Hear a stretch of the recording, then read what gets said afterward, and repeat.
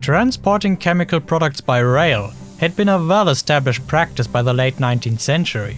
But for some especially aggressive substances, like hydrochloric acid, some quite peculiar solutions had to be found, which would send nowadays any health and safety inspector straight into coma. The core issue was to find a suitable material that hydrochloric acid, Salzsäure in German, literally salt acid, would not be able to dissolve. So your traditional steel, along with most other metals, was out of the question. And suitable materials that could be applied to the inside of a steel tank to protect it from the acid didn't yet exist either. So instead, the hydrochloric acid was filled into ceramic pots. I hear what you're thinking. Transporting fragile pottery filled with dangerous chemicals over bumpy track sounds like a mighty good idea.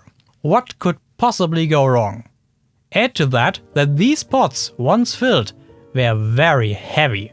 Most of them could take 1,000 liters, which adds up to slightly more than a ton to about 1¼ tons per pot, depending on the concentration of the acid.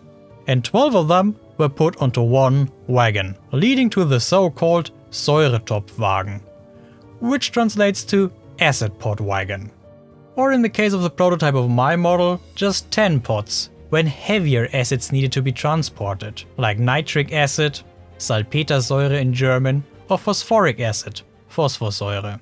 So, but how do we now prevent those pots from shattering during the inevitable bumps during shunting, braking, or even just poor track? Cushioning them doesn't really work, for that they were simply too heavy. So the exact opposite was done. They were rigidly fixed to the body. Fixtures at the bottom, as well as another wooden frame at the height where the pots were the widest, meant they stayed put. They could not move, they could not even wiggle. However, the liquids inside them could. As could the wooden plugs, which for quite some time were just pushed into the two holes of the pot's lids, and therefore on countless occasions learned how to fly. But spillages were kinda expected.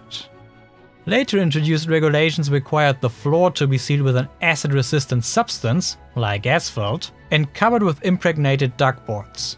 Additionally, small drainage pipes were fitted, so any leak in acid was guided away from the wagon chassis so it wasn't eaten by the acid.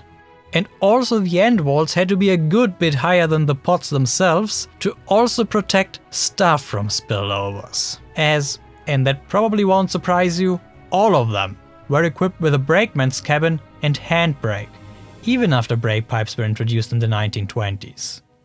But while we're on the topic of working with those wagons, despite what one might think, those pots were not meant to be taken off for loading and unloading.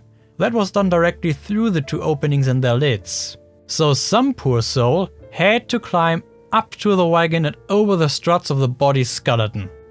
Only some time and probably many accidents later, it was realized that some steps or a ladder, together with a walkway along the middle of the wagon, was indeed a good idea. Also proper fixings for the plugs were finally added, and the shape of the pots was somewhat standardized as, despite best efforts, they still had to be frequently replaced, simply due to the brittle nature. But in the late 1930s, with the development of suitable synthetic rubber to line out the inside of steel tanks, became the Säuretopfwagen seemingly obsolete. However, the scarcity of highly engineered materials during the war meant that even more of them were built.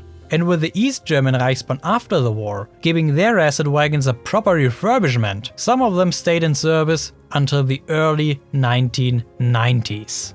In West Germany, the last ones were used until the 1970s, also still receiving computer numbers. Of course, by now the brakeman's cabins had been removed, leaving just open platforms still used for shunting.